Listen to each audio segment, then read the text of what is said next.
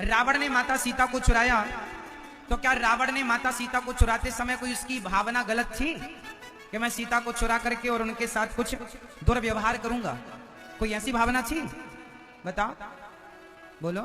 नहीं, रावण की ऐसी कोई मनसा नहीं थी कि मैं कुछ गलत व्यवहार करूंगा माता सीता के साथ। गलत व्यवहार करना होता तो वो अपने कमरे में रखता, पेड़ के नीचे क्यों रखता? रावण रोज सवेरे जाया करता था माता जी का दर्शन करने के लिए दूर से। बड़ा भक्त था रावण माता जी का। अभी नवरात्रि भी चल रही है, आप लोग भी बड़े भक्त हैं माता जी के। जय माता दी, जय माता दी। अच्छा, रावण और रावण की बहन दोनों, शूर्पणखा ने किससे प्यार किया? राम जी से। और रावण ने किससे प्रेम किया? माता सीता से। उठा के ले आए। अच्छा ये बताओ, रावण तो बच्चा था भाई, सीता मां जगत जननी है, मां है, जगदम्बा है, और हम सब उन्हीं के बच्चे हैं। हम सब ना लक्ष्मी पुत्र हैं, हम सब ना सीता पुत्र हैं, हम सब राधा पुत्र हैं, सब हम उन्हीं के बेटे हैं, उन्हीं की संतान हैं। तो कोई बेटा अपनी मां को ले आए अपने घर और सेवा करे तो क्या बुराई है? गलती क्या की रावण ने? अच्छा एक बात बताओ, शूर्पणखा ने राम जी से प्यार किया, तो क्या राम जी से प्रेम करना गलत है? और शूर्पणखा ने किस रूप में किया? पति, हमसे विवाह कर लो। तो पति के रूप में तो मीराबाई ने भी प्यार किया था। यदि मीरा का प्यार गलत नहीं था तो शूर्पणखा का प्यार गलत कैसे हो गया? क्यों जी, समझ में आ रही है बात? जिस रूप में शूर्पणखा ने राम जी को देखा, आहा कितने सुंदर हो, तो सम पुरुष नमो सम नारी, क्या खूब लगते हो, विवाह कर लो हमसे। यदि राम भगवान को देखकर कोई स्त्री कहे कि आप बहुत सुंदर हैं, तो इसमें कोई आश्चर्य तो है नहीं, भगवान तो सबसे सुंदर है भाई, भगवान से सुंदर कौन होगा? और शूर्पणखा भी ये कहती है आप जैसा कोई नहीं और मेरे जैसा भी कोई नहीं। तो मेरे जैसा कोई नहीं ये बात तो गलत है, पर आपके जैसा कोई नहीं ये बात तो सही है। तो 50 नंबर तो मिलेगी नहीं। मेरे जैसा भी कोई नहीं है, चलो 50 काट लो, फिर भी 50 नंबर में 33 में पास होता है आदमी, उसने तो 50 ले आई। फिर उसकी नाक कान क्यों काटी गई बताओ? क्या भगवान से दिल लगाना गलत है? मीरा ने भी लगाया था। आप भी तो वैष्णव देवी का दर्शन करने जाते हो माता जी का, आप भी तो वहां से माता जी की मूर्ति, माता जी की फोटो लेकर आते हो। तो रावण को लगा फोटो क्या ले चला, माता जी को उठा के ले चलो, तो पूरी माता जी उठा के ले आया। भाई नवरात्रि में आप भी तो माटी की माता जी लाते हो, जय माता दी, जय माता दी, जय माता दी। आप भी तो माता जी बनवा के माता जी को ट्रैक्टर में, माता जी को कार में, जैसा आप भी माता जी उठा के लाते हो। और रावण भी उठा के, आप माटी की लाते हो, वो सच्ची की ले आया। अब गलती कहां? बताओ कहां गलती की? दोनों ने गलती है, जरा जरा सी गलती है, और वो गलती कई बार आप लोग भी करते हैं, इसलिए हम ये गलती बता रहे हैं आप लोगों को।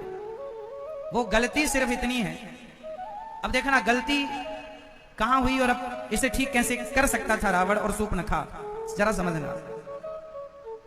शूर्पणखा ने कहा राम जी तुम बहुत सुंदर हो। एक बार शूर्पणखा यदि माता सीता की तरफ देख लेती, शूर्पणखा ने गलती यहां कर दी कि उसने राम से तो प्यार कर लिया पर माता सीता को इग्नोर कर दिया, और रावण ने माता सीता से प्यार कर लिया, राम जी को इग्नोर कर दिया। और हमारे समाज में, हमारे देश में ना राम की पूजा होती है, ना अकेले माता सीता की पूजा होती है। जब भी होगी किसी मंदिर में अकेले ना राम होंगे, ना अकेली माता सीता होंगी, जहां होंगे सीता राम होंगे, युगल उपासना होगी। यदि दोनों को पूजता रावण या शूर्पणखा तो कल्याण हो जाता। हमारे यहां एक की पूजा है ही नहीं, सीता राम। आप अकेले ना कृष्ण की पूजा, ना अकेले राधा जी की पूजा, राधे कृष्ण, युगल उपासना। हमारे यहाँ किसकी पूजा है? युगल उपासना, एक की नहीं। हमारे यहाँ श्रीमन नारायण, श्री मतलब लक्ष्मी सहित नारायण, गौरी शंकर, गौरी सहित शंकर मतलब पार्वती सहित शंकर, ना कि अकेले शंकर। हमारे यहाँ एक पूजा नहीं है किसी की, है हमारे यहाँ युगल पूजा, युगल उपासना है। बोलो हाँ या ना? और इन लोगों ने गलती क्या की? एक से प्यार किया। अब आप कहेंगे फिर मीरा, ना, मीरा ने कृष्ण से प्यार किया लेकिन उन्होंने राधा से कोई विरोध नहीं रखा,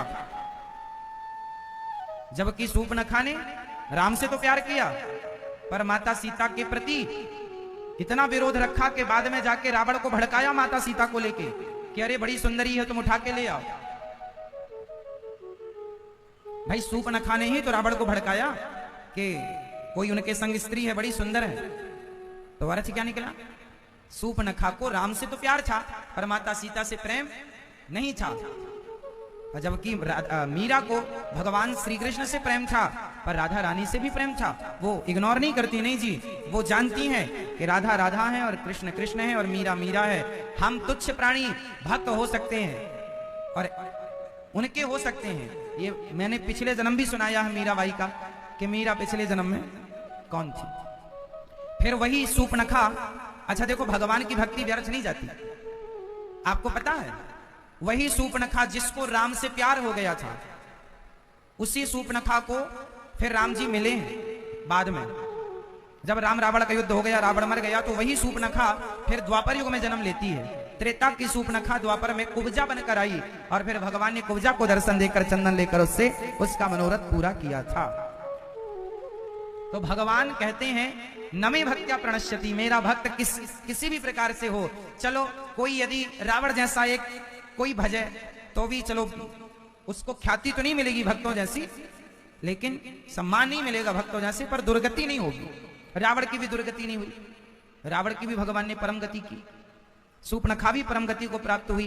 भगवान से जुड़ा कोई भी हो, चाहे शिशुपाल ही क्यों ना हो, 100 गालियां भी देता हो, पर भगवान ने अंत में उसकी भी सदगति ही की। दुर्गति तो किसी की संभव ही नहीं है कि भगवान से जुड़ा कोई अधोगति को प्राप्त हो जाए। हाँ, समाज में उसका नाम श्रेष्ठ लोगों में है या अधम लोगों में है, वो अलग सब्जेक्ट हो सकता है, पर गति अधम नहीं हो सकती, अधोगति नहीं हो सकती। तो हनुमान जी, तो आपने क्या सीखा कि हमें युगल उपासना करनी चाहिए। किसकी उपासना? जोर से। इसलिए अकेले राम नहीं, अकेले सीताराम सीताराम सीताराम सीताराम, अकेले कृष्ण नहीं, श्री कृष्ण। श्री श्री मतलब राधा, आपने श्री लगा दिया तो क्या हो गया? राधा। श्री श्रीमन्नारायण, श्रीमन्नारायण, अकेले नारायण नारायण नहीं, श्रीमन्नारायण श्रीमन्नारायण। श्री मतलब लक्ष्मी सहित नारायण। युगल उपासना, माता पिता दोनों खड़े होंगे ना, और बाप यदि गुस्से में है तो कौन बचाता है?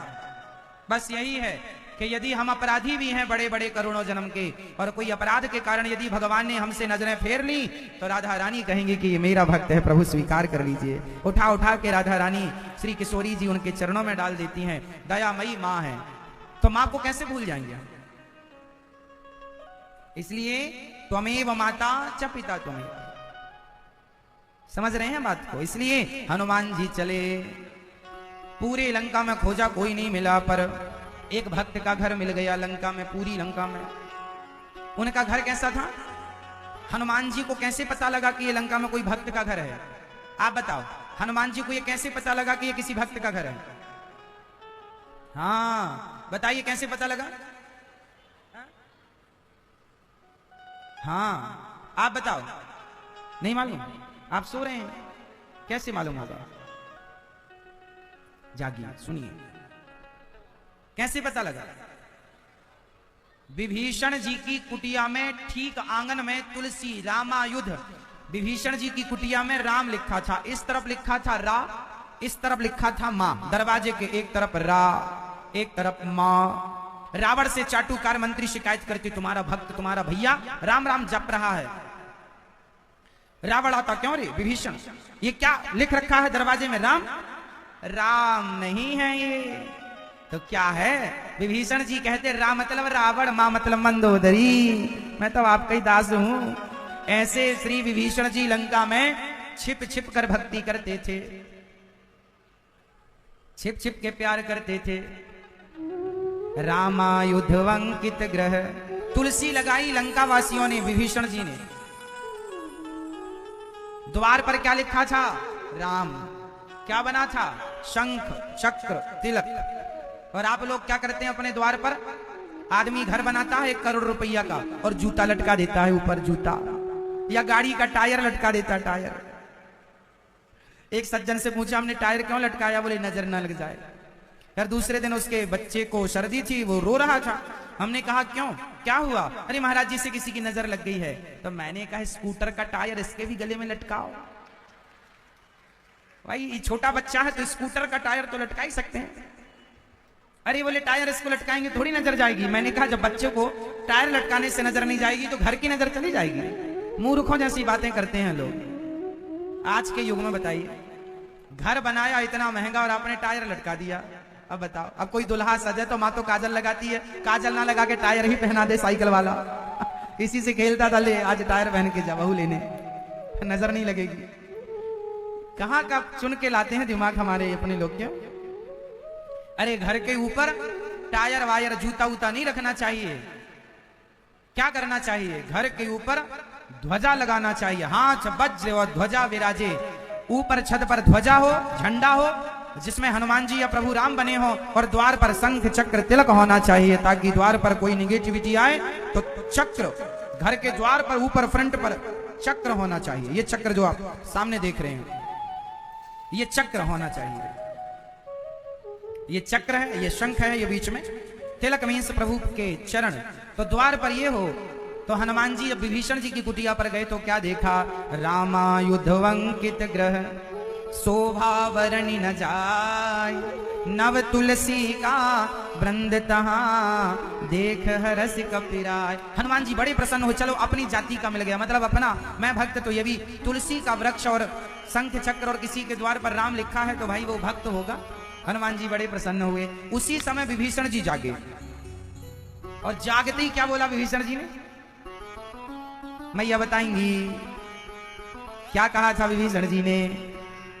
राम राम ते सुमिरन कीना, हृदय हरस कपि सज्जन चीना, यही सन नट करी हूँ पहचानी, साधु ते हो ही न कारज हानि।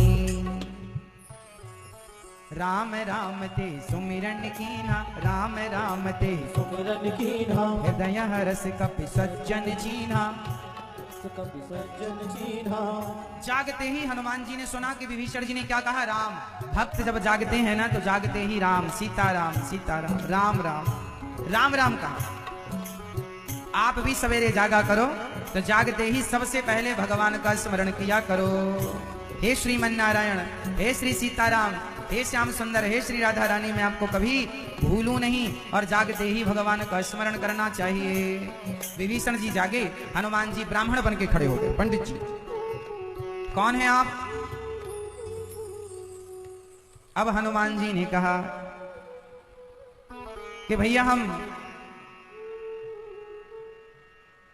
आए हैं।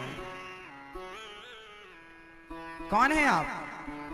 हनुमान जी ने अपना परिचय दिया। और अपना परिचय कैसे दिया? हे विभीषण जी आप कौन हैं? मैं विभीषण हूं, मैं राम।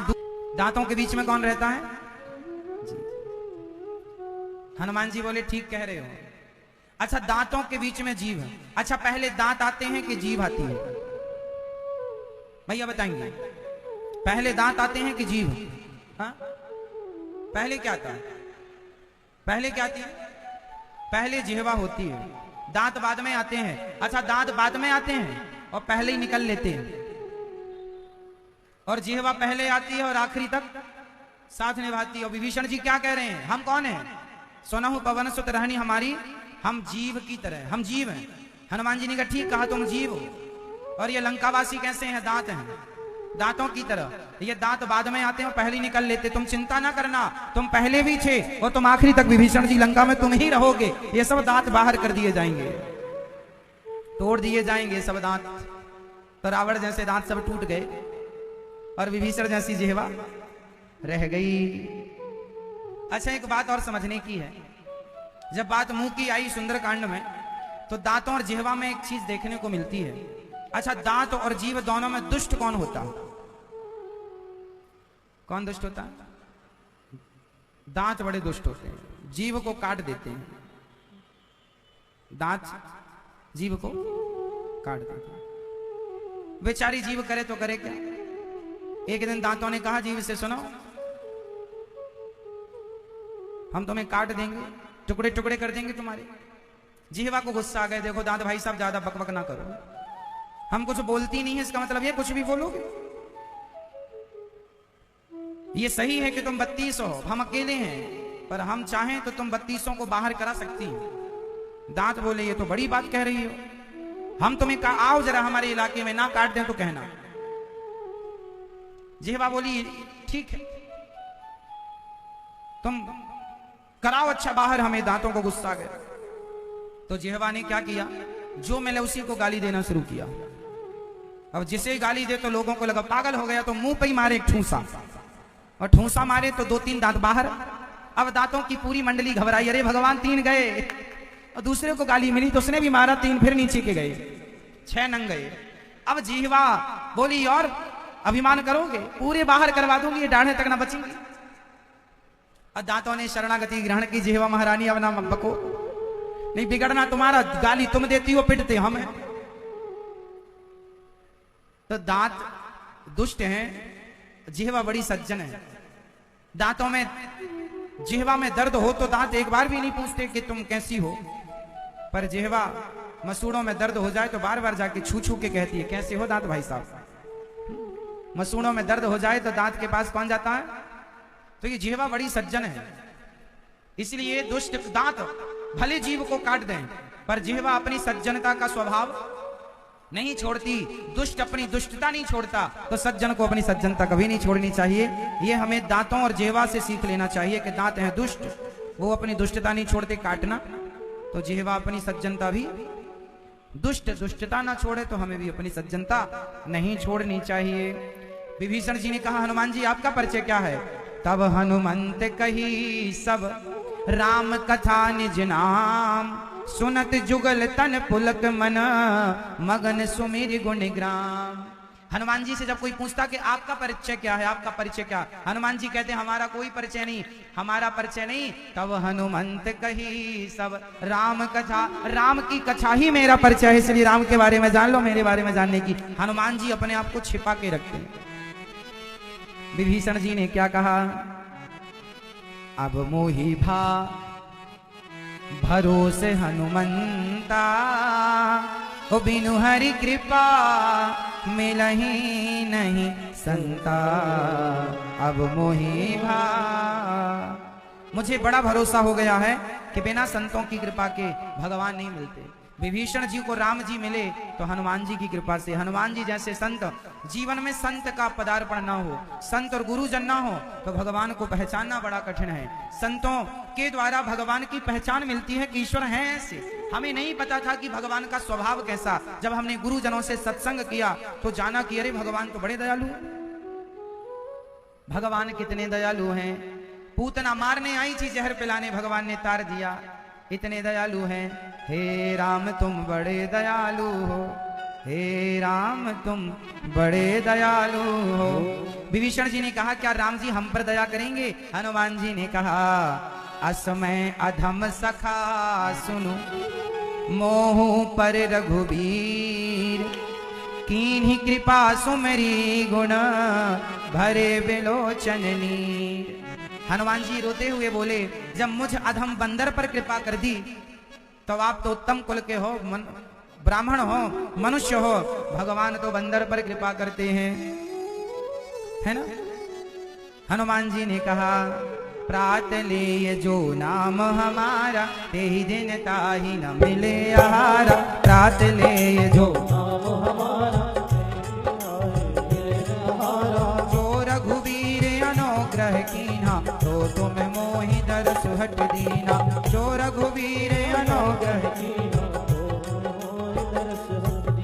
श्री राम जय जय राम, श्री राम जय जय राम। सुनहु भीषण प्रभु के रीति, करहि सदा सेवक पर प्रीति। श्री राम जय राम, श्री राम जय राम।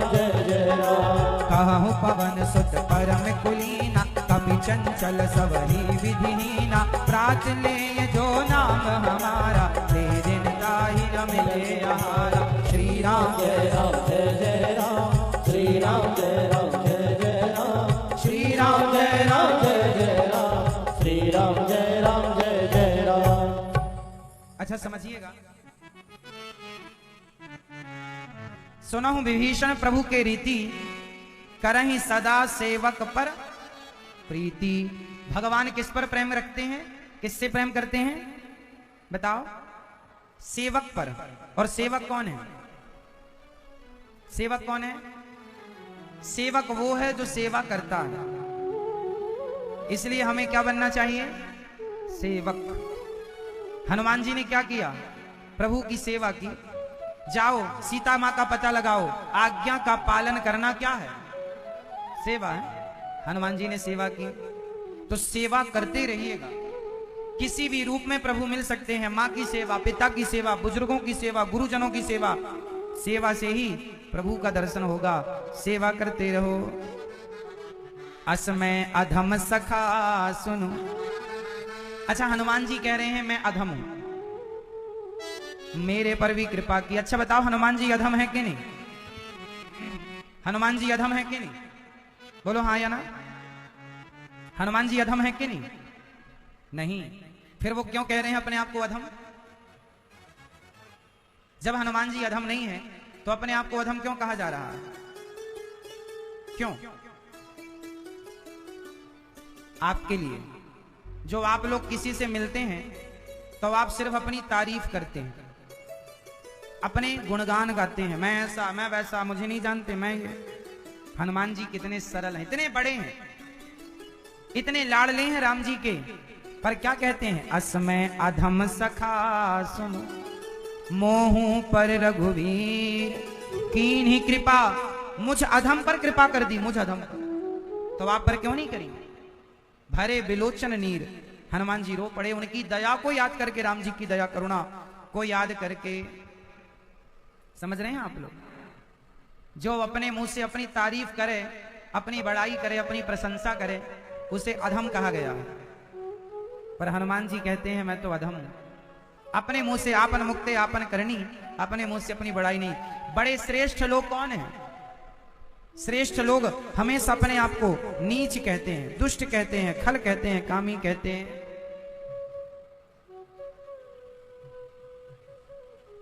मौसम कौन कुटिल खल कामी। सूरदास जी ने एक पद गाया, मौसम कौन कुटिल खल कामी, जेहि तनु दियो ताहि बिसरायो, ऐसो नमक हरामी। मौसम कुटिल कौन खल कामी। सूरदास जी कह रहे हैं मेरे समान कौन कुटिल है, खल कामी है। जेहि तनु दियो ताहि बिसरायो, ऐसो नमक हरामी। मैं नमक हरामी हूं, सूरदास जी कह रहे हैं। भरी भरी उदर विषय को धावो, जैसे सूकर गामी। हरिजन छाणी हरि विमुखन की, निस दिन करत गुलामी। पापी कौन बड़ो है मोते, सब पतितन में नामी। सूर्य पतित को ठौर कहाँ है, सुनिए श्रीपति स्वामी।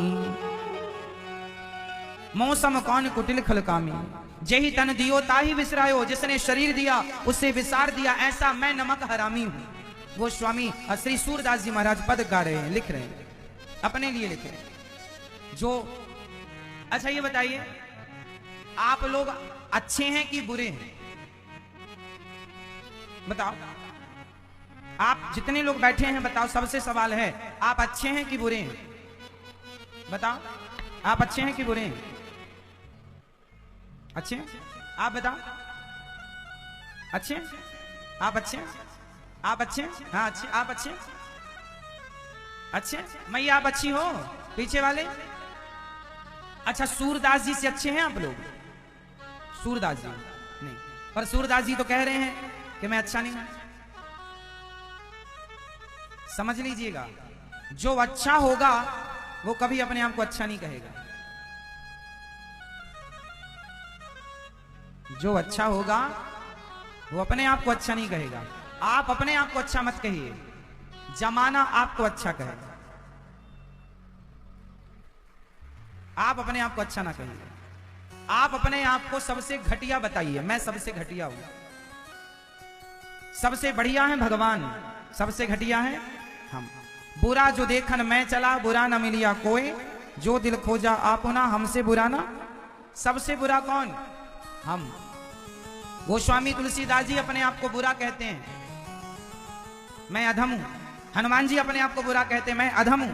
असमय अधम सखा सुन। सूरदास जी कह रहे हैं, मौसम कौन कुटिल खल कामी, अपने आप को अधम बता रहे हैं, नीच बता रहे हैं, दुष्ट बता रहे हैं, क्योंकि ये श्रेष्ठ हैं। जो श्रेष्ठ होगा वो अपने आप को अधम जरूर कहेगा। हे प्रभु, मैं किस बात का कहूं कि मैं अच्छा हूं, किस बात के लिए अच्छा हूं? आपने जो दिया है, जो गुण दिया, जो दिया, वो आपका है प्रभु। मेरे अंदर तो कितनी सारी गंदगी भरी पड़ी है, काम, क्रोध, लोभ, मोह, अभिमान। यदि ये सब कंट्रोल में है तो मेरे बदौलत नहीं, प्रभु की कृपा के बल पर कुछ कंट्रोल है, वरना ये सब आपा खो बैठने वाली चीज है। इसलिए अपने आप को तुच्छ कहिए, श्रेष्ठ नहीं। श्रेष्ठ तो प्रभु हैं और हम सबसे बुरे, सबसे बुरा। आप किसी सभा में कह दीजिए कि मैं सबसे अच्छा हूं, तो लोग आपको अभिमानी कह देंगे। और आप कहीं कह दीजिए कि मैं सबसे बुरा हूं, तो क्या होगा? ये आपकी उदारता मानी जाएगी। आप बुरे नहीं हैं, आप बुरे नहीं हैं, लेकिन जब अपनी वाणी से आप कहते हैं कि हम बुरे हैं, तो इससे पता चलता है कि आप उदार हैं। और मानिए, हृदय से मानिए कि अच्छा ये बताइए, आपके अंदर काम, क्रोध, लोभ, मोह, ये बुराइयां हैं कि नहीं? बोलो हाँ। आपने काम को जीत लिया क्या? आपने क्रोध को जीत लिया क्या? आपने लोभ को जीत लिया क्या? फिर तो हम बुरे ही हैं। इसलिए प्रभु से कहो, हे प्रभु, हम सबसे बुरे, सबसे अधम, सबसे नीच। हे प्रभु, आप कृपा करिए, हमारी ये बुराइयां कुछ कम हो, हम पर आप अनुग्रह कीजिए, हम पर आप दया कीजिए। अब विभीषण जी ने कहा, हनुमान जी ने कहा कि बताइए मेरी माँ जानकी जी कहाँ हैं? तब कहा, चले जाइए वहां शोक वाटिका में, वहां आपको सीता माँ के दर्शन हो जाएंगे। हनुमान जी ने माता सीता को देखा और देखी मन ही मन कीन्ह प्रणामा, प्रणाम किया और पेड़ पर हनुमान जी चढ़ गए। और माता सीता कैसे बैठी हैं? निज पद नयन दिए मन, राम पद कमल लीन, परम दुखी भा पवन सुत, देख जानकी दीन। निज पद नयन दिए मन, माता सीता अपने पांव को देख रही हैं और दुखी हैं। अच्छा, माता सीता अपने पांव को क्यों देख रही हैं? निज पद नयन दिए मन, अपने चरणों को देख रही हैं और दुखी हैं, रो रही हैं माता सीता। हनुमान जी देख रहे हैं कि माता जी रो रही हैं। अच्छा, माता सीता ने अपने ही चरण को देखकर दुखी क्यों हो गई? इसलिए दुखी हो गई क्योंकि आपको आज शायद बता दूं कि माता सीता के चरण जो है, माता सीता का जो दाहिना चरण है वही प्रभु राम का बायां चरण है, और जो माता जानकी का बायां चरण है वही प्रभु राम का दायां है। मतलब राम जी के चरणों में चिन्ह है, धनुष का निशान है, चक्र का निशान है, ध्वज का निशान है, मीन मछली का चिन्ह अंकित है। भगवान के चरण देखे कभी आपने? फोटो राम जी के चरण देखे कभी आपने? प्रभु राम के, प्रभु भगवान के चरणों में शंख, चक्र, गदा, पद्म, मीन, ध्वज, ये सब चीजें होती हैं। और ये सब चीजें इसलिए जो प्रभु राम के इस चरण में जो चिन्ह अंकित हैं वही माता जानकी के दूसरे चरण में है। मतलब राम जी के दाएं पांव में जो चिन्ह है तो माता सीता के बाएं पांव में। तो माता सीता अपना चरण देखती हैं और अपने चरणों को इसलिए देखती हैं कि मैं अपने चरणों को देखूंगी तो क्योंकि मेरे चरणों जैसे राम जी के चरण हैं, तो वो अपने चरणों में ही प्रभु राम के चरणों का दर्शन कर रही हैं। अलट पलट लो तो हो गया, प्रभु के चरण हो गए।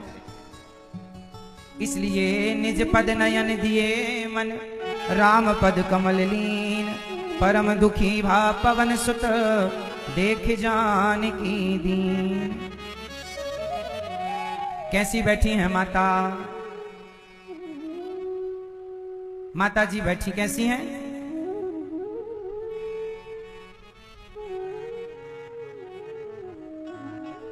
माता जी निज पद तरु पल्लव महु रहा लुकाई, करऊं विचार करऊं का भाई। क्या करें हम, बड़ा कष्ट दिया उस रावण ने माता सीता को। अब तभी माता सीता विराजी हैं। तरु पल्लव महु रहा लुकाई, करो विचार करो का भाई।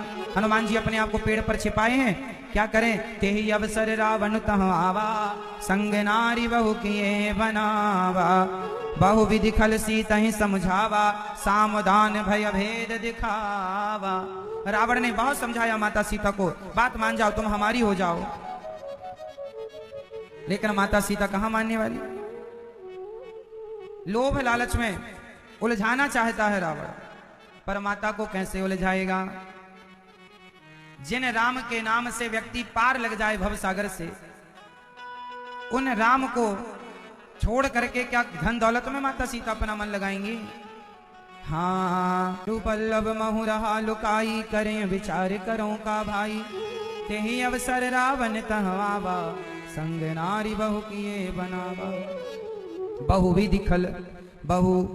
विधि खल सीता ही समझावा, साम दाम भय साम दाम दंड भेद। 4 नीतियां हैं अपनी, समझाओ। नहीं माने तो भाई लॉलीपॉप ले ले, लॉलीपॉप लेके मान जा। साम दाम, दाम मतलब पैसा, पैसा ले मान ले। साम दाम दंड, मारो। नहीं मानता तो बातों से नहीं तो लाते, बातों नहीं तो जब बच्चे बातों से नहीं मानते तो मां जमा देती 2-4 थप्पड़ ले। तो साम दाम दंड, ये दंड विधान है। और फिर ना माने तो भेद। भेद मीन्स त्याग। चौथा ऑप्शन क्या है, त्याग। रावण ने माता सीता को समझाया, धन का लालच, ये मंदोदरी जो है ना, ये तुम्हारी सेवा में रहेगी, बहुत समझाया। परंतु माता सीता पर कोई प्रभाव ना काम किया रावण का। सुनो 10 मुख खग्योत प्रकाशा, कबहू की नलनी करें विकासा। असमन समुझ कहत जान की, खल सुधि नहीं रघुवीर वान की। 60 सूने हरिया नहीं मोही, अधम निलज्ज लाज नहीं तो ही। अरे निर्लज्ज, तुझे जरा भी लाज नहीं है। अकेले में तूने उठा कर ले आया, बड़ा मर्द था, मर्दानगी थी तो ले आता राम जी के सामने, तो हम जानती। तेरे जैसा जुगनू बातें कर रहा है सूर्य की, मैं ऐसा हूं वैसा हूं। तेरी हैसियत जुगनू जैसी, जैसे सूर्य के उदय होते ही जुगनू का कोई अस्तित्व नहीं रह जाता। रात को बड़ा चमकती है जुगनू, जुगनू समझ कीड़ा होता है जुगनू, और दिन आए सूर्य उदय होती है कुछ नहीं उसका, कहां चलेगी पता नहीं।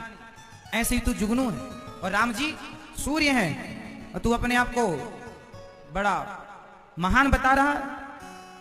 आप ही सुनी खग्योत सम, आप हूं सुनी सुन तू जरा सा है। राम ही भानु सा, भानु मतलब सूर्य समान। पुरुष वचन सुनी काढ़ियस, बोला अति खिसियान। खिसिया रहा है मतलब क्या हुआ, आप बताओ। खिसियाना मतलब क्या होता है? हाँ, गुस्सा। खिसियाना मतलब गांव में कहते बहुत खिसियाने हैं। आज बाबूजी बड़े खिसियाने हैं, मतलब बड़े गुस्से में है ना मैया। खिसियाना समझते हैं आप? सही, आप समझते हैं खिसियाना। रावण खिसिया गया, सीता मां के वचन सुन के खिसिया गया। बिल्कुल शुद्ध हिंदी भाषा है, गांव गांव की भाषा, भारतीय भाषा है। खिसिया गया, बोला अति खिसियान। सीता ते मम कृत अपमाना, कटी हूं तब सिर कठिन कृपाना। मैं कृपान से सिर काट दूंगा, तुमने मेरा अपमान कर दिया। बहुत प्रताड़ित किया रावण ने।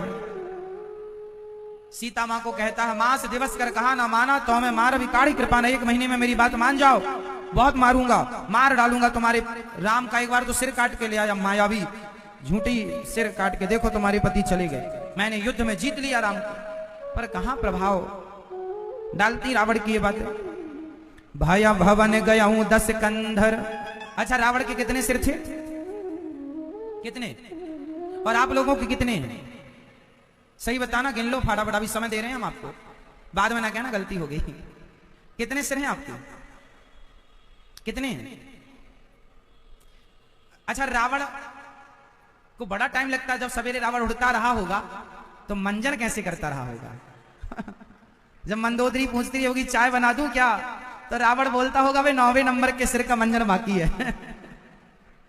9वें नंबर के सिर का दांत अभी साफ करने में लगा हूं। अच्छा, ये तो सब ठीक है। अच्छा, रावण करवट कैसे लेता रहा होगा? करवट लेता बस सिर 10 पड़ा, चित्त ही पड़ता होगा, क्यों? करवट की तो कोई व्यवस्था नहीं। सही है। अच्छा, रावण का सिर थोड़ा ऐसे रहता रहा होगा, ऐसे, क्योंकि 10 में देख लो ना, एक तरफ कितने और एक तरफ कितने, एक तरफ 5 है ना, एक तरफ 5 एक तरफ 4 और एक है ही, तो जिस तरफ 5 रहते रहोगे थोड़ा ऐसा, बड़ी समस्या होती रही होगी क्या? कंघी कैसे करता रहा होगा, तेल कैसे लगाता रहा होगा बालों में, समस्या ये है। मैया अच्छा था मोबाइल नहीं चलता था उस समय पर, नहीं किस कान में लगाता अपना मोबाइल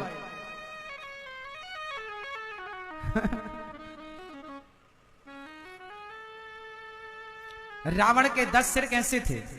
ऐसे नहीं थे कि रावण 10 सिर उसके ऐसे ही रहते रहे, नहीं, रावण का एक ही सिर था। 10 कंधर उससे इसलिए कहते हैं, उसकी इच्छाएं ज्यादा थी। उसका दिखने का मुंह तो एक ही था, पर उसके मुंह बहुत थे। जैसे आपके कुछ मुंह में गिनाता हूं, आप ये जरूर कह रहे हैं हमारा एक ही है, पर 4-5 में गिनाता हूं अभी आपके, है ना? फिर बाकी आप घर में बैठ के काउंट करना। रावण से ज्यादा ना निकले तो बताना। मैया चला लो मोबाइल, मेरी माँ चला लो। रावण को सर्च करने लग गई कि 10 सिर हैं कि नहीं। सुनो मेरी माँ, रावण का सिर एक ही था, 10 कंधर उसके। जैसे दशरथ जी, दशरथ और 10 कंधर। अयोध्या में भी 10 की संख्या है, 10 रथ, और लंका में भी 10 की संख्या है, 10 आनंद। यहां भी 10, यहां भी 10। एक 10 के यहां राम जी प्रकट हुए और एक 10 का नाश कर दिया। अब ये 10 और इस दोनों गिनती एक सी है, यहां भी 10 यहां भी 10। हाँ है ना? अब इस 10 के गिनती को समझिए, ये 10 का मतलब क्या है, आशय क्या है, क्या समझाना चाह रहे हैं। दशरथ जी मतलब 10 इंद्रियां। हम सबकी 10 इंद्रियां होती हैं। कितनी इंद्रियां होती हैं? कौन कौन सी गिनाओ जरा हमें, आप गिनाओ। नहीं आप गिनाओ भैया। हाँ, 5 ज्ञान इंद्री, 5 कर्मेंद्री, टोटल 10। तो 5 ज्ञान इंद्री कौन कौन सी हैं? आप बताएंगे, पीले भैया नहीं मालूम। आप बताइए दादाजी, 5 ज्ञान इंद्री कौन कौन सी हैं? नहीं मालूम, भैया बताएंगे। एक जिह्वा, दूसरा जिह्वा से स्वाद का ज्ञान होता है, ये ज्ञान इंद्री है ना, तो ज्ञान जिह्वा से किसका ज्ञान? रस का, स्वाद का। कान से ज्ञान शब्द का। आप सुन कहां से रहे हैं? कान से शब्द। नाक से गंध का ज्ञान, गंध। कान से श्रवण का हो गया। चमड़ी, त्वचा, शब्द, स्पर्श, त्वचा, शब्द, स्पर्श, रूप, आंख देखने का, शब्द, स्पर्श, रूप, रस और गंध। आंख से रूप का ज्ञान, कान से शब्द का ज्ञान, जिह्वा से रस का ज्ञान, नाक से गंध का ज्ञान और चमड़ी, त्वचा से स्पर्श का ज्ञान। ये 5 ज्ञान इंद्रिय हैं, प्लस 5 कर्मेंद्रिय। कर्म होता है जहां से। कर्मेंद्रिय कौन कौन सी हैं? कौन बताएगा? ये मैया बताएंगे, पीछे वाली, पीछे वाली मैया बताओ। कर्मेंद्रिय कौन कौन सी हैं? कर्मेंद्रिय है मुंह, मुंह से बोलना बतलाना। कर्म कर रहा ना, मैं कर्म कर रहा हूं बोलने का। पहला मुंह, कर्मेंद्रिय। दूसरा हाथ, कर्म होता हाथ से लेना देना। तीसरा पांव, चलना फिरना, कर्म, हाँ या ना। चौथा मूत्र द्वार और 5वां मल द्वार, मल मूत्र का विसर्जन जहां से होता। ये 2 गुप्त इंद्रिय, टोटल 5 कर्मेंद्रिय, 5 ज्ञान इंद्रिय, प्लस टोटल हुआ 10। तो अयोध्या में भी 10, लंका में भी 10, आपके भीतर भी 10, हमारे भीतर भी 10। अब देखना यह है, कुछ लोग इस 10 से दशानन हो जाते हैं, कुछ लोग इस 10 से दशरथ हो जाते हैं। अब दशरथ और दशानन में क्या अंतर है, यह समझाने की बात है, तो जरा समझिएगा। दशरथ किसे कहते हैं और दशानन किसे कहते हैं? जिनकी ये 10 इंद्रियां, आपकी इंद्रियां यदि बहिर्मुखी हैं तो आप हो गए। अब आप बताइए, यदि आपकी आंखें अपनी पत्नी के अतिरिक्त भी उसी पत्नी भाव से किसी और स्त्री को देख रही हैं, तो आपकी इंद्री सही रास्ते पर चल रही है कि गलत? जोर से आपकी पत्नी के अतिरिक्त भी आप उसी भाव से किसी और को देखें तो आपकी इंद्रिय आपको गलत। ये इंद्रिय कैसी हो रही है? ये बाहर भाग रही है कि भीतर? और इसी आंख से पत्नी के साथ रहते हुए जो अपनी आंखों से परमेश्वर को देखने लग जाए, उसकी इंद्रिय बाहर नहीं भाग रही, उसकी इंद्रिय भीतर जा रही है, भीतर बैठे परमात्मा को देख रही है। जिसके कान दुनिया के प्रपंच में लगे हों तो ये कर्ण इंद्रिय जो है, श्रवण इंद्रिय जो है, ये बहिर्मुखी हो जाएगी। और यही कान जब प्रभु की कथा से जुड़ जाएंगे तो यही कान अंतर्मुखी हो जाएंगे। एक बहिर्मुखी जो बाहर देखे, एक अंतर्मुखी जो भीतर देखे, प्रभु को देखे, प्रभु को सुने।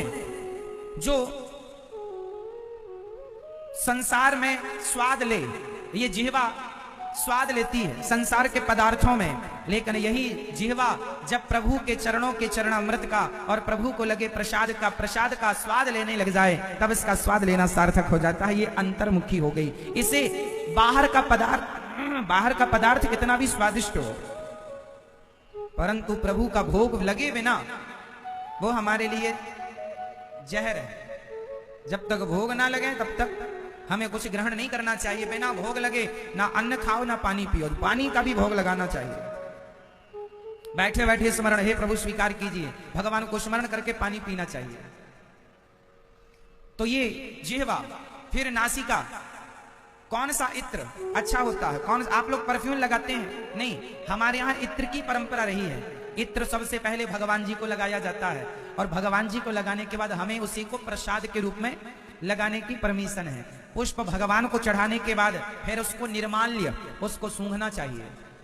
इसे बोलते हैं निर्माल्य। जो प्रभु को चढ़ाने के बाद, जैसे हमें कई बार मंदिरों में माला मिल जाता है प्रसाद, उस माले का क्या करना चाहिए? वो प्रभु का चढ़ा हुआ प्रसादी माला है, उसको उसकी गंध लेके उसे माथे से लगा के, उसको भगवान का उसमें स्मरण करके उसे हृदय से लगा के या तो सुरक्षित रखो या किसी अच्छी जल इत्यादि में कहीं जमीन में गड्ढा खोद के नदी के किनारे उसको विसर्जित कर देना चाहिए। आपको बिहारी जी की माला मिली, आपने फेंक दिया, औरों के पांव के नीचे जाएगी, ये अपराध है।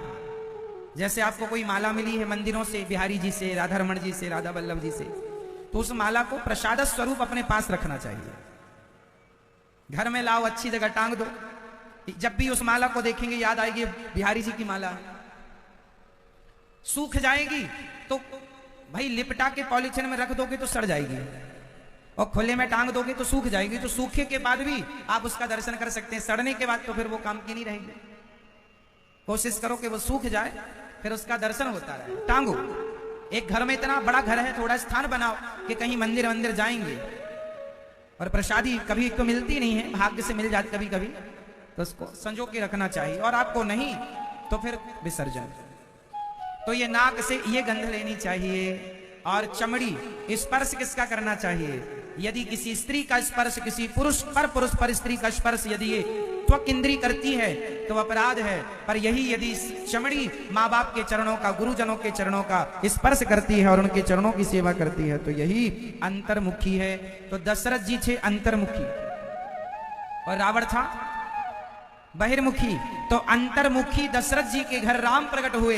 जिनका मन अंतर्मुखी हो जाता, जिनकी इंद्रियां अंतर्मुखी हो जाती, उनके यहाँ प्रभु प्रकट हो जाते हैं। और जिसकी इंद्री बहिर्मुखी होती है उसके पास जाके उसका वध कर देते हैं प्रभु राम। तो अब आपको देखना है कि आपकी इंद्रियां कैसी हैं। जिनकी 10 इंद्रियां भीतर हों वो दशरथ है, और जिनकी 10 इंद्रियां बाहर की तरफ हों दशानन है। क्यों जी?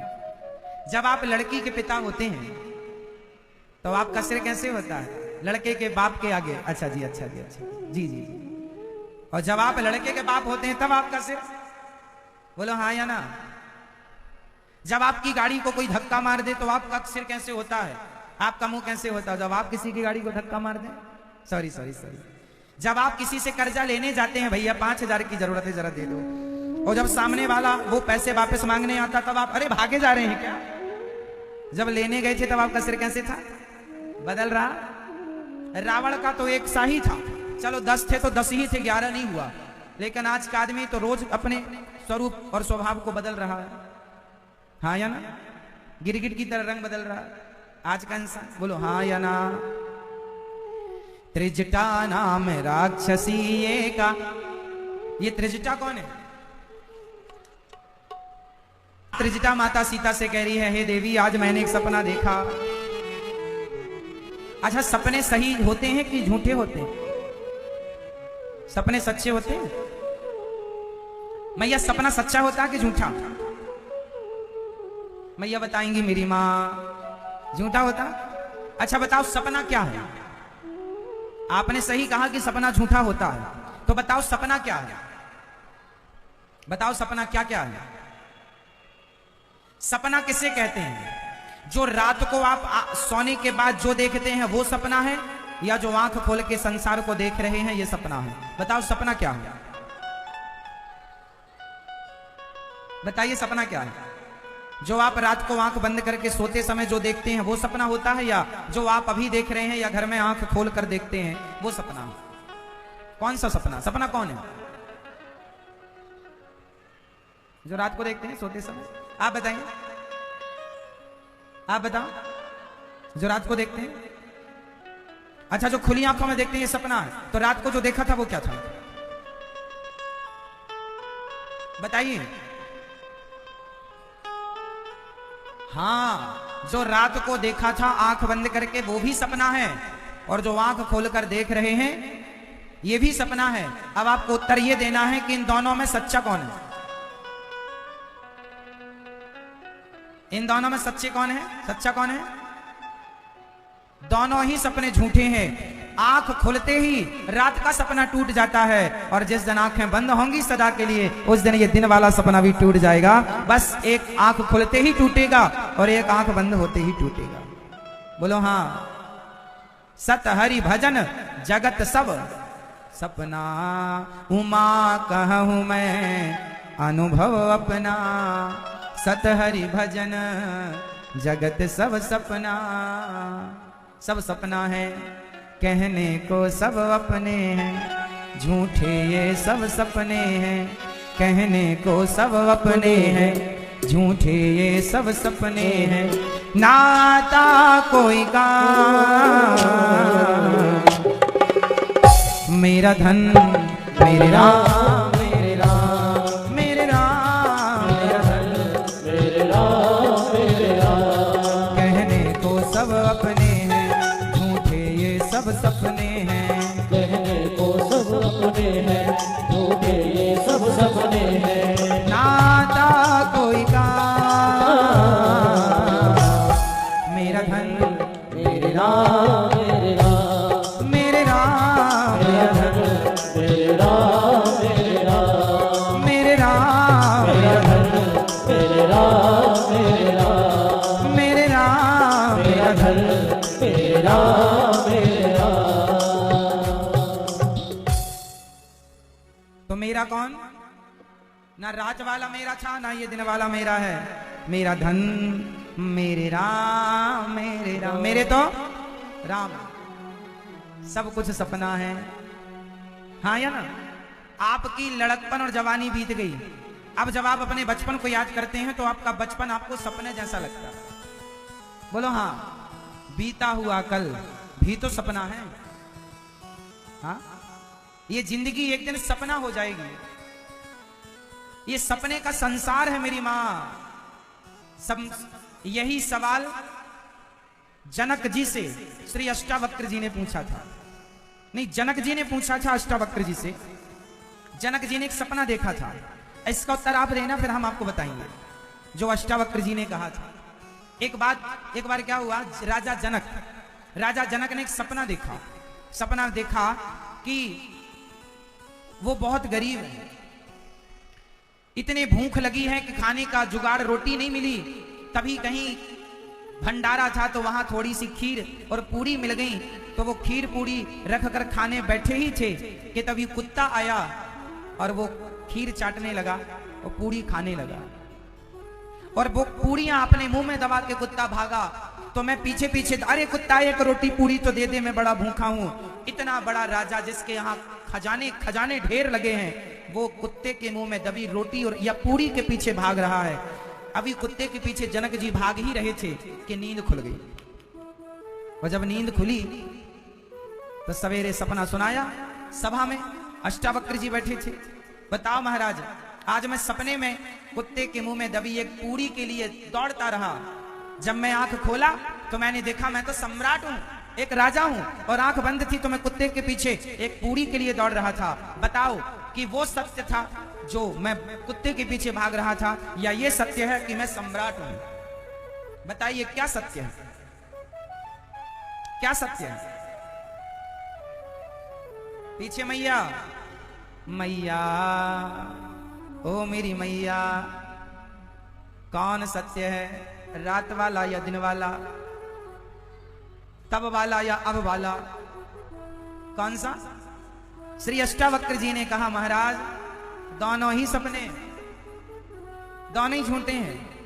जो रात को देखा था वो आंख खुलते ही टूट गया, और जिस दिन आपकी आखिरी सांसें चलेंगी और आखिरी बार आंख बंद होगी तो ये जो तुम राजा हो, मैं सम्राट हूं, मैं राजा हूं, ये सपना भी टूट जाएगा।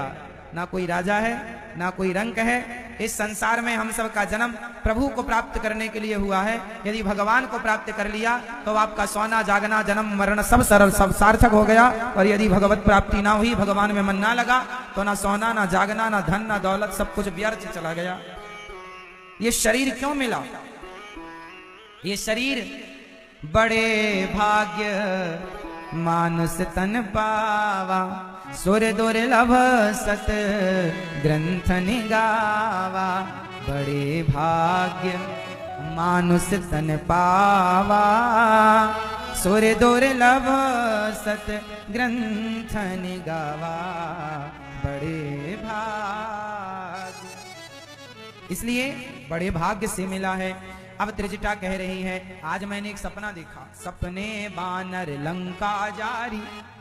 आज मैंने सपना देखा सीता के एक बंदर आया है और उसने लंका जला दी। अच्छा, हनुमान जी पेड़ पर बैठे सुन रहे थे। हनुमान जी ने कहा ऐसा तो मेरा कोई प्रोग्राम नहीं था कि लंका।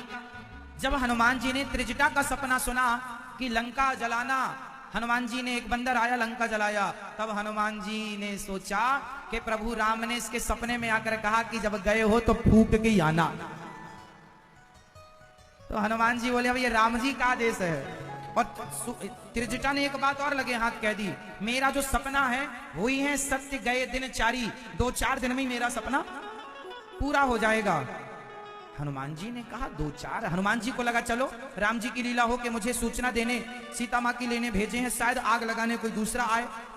पर जब त्रिजटा ने कहा कि 2-4 दिन में दूसरा, 2-4 दिन में ही मेरा सपना सच्चा होगा, हनुमान जी ने कहा फिर 2-4 दिन में तो दूसरा कोई नहीं आने वाला, राम जी मेरे से ही सब काम कराना चाह रहे हैं, अब ये राम जी की आज्ञा है इसलिए अब जलाए चलो राम जी। इसलिए फिर हनुमान जी ने पूरी तैयारी की लंका को जलाने की। अच्छा, हनुमान जी ने लंका जलाई, ये क्या है? हनुमान जी ने लंका नहीं, रावण का घमंड जलाया, रावण का अभिमान जलाया। अब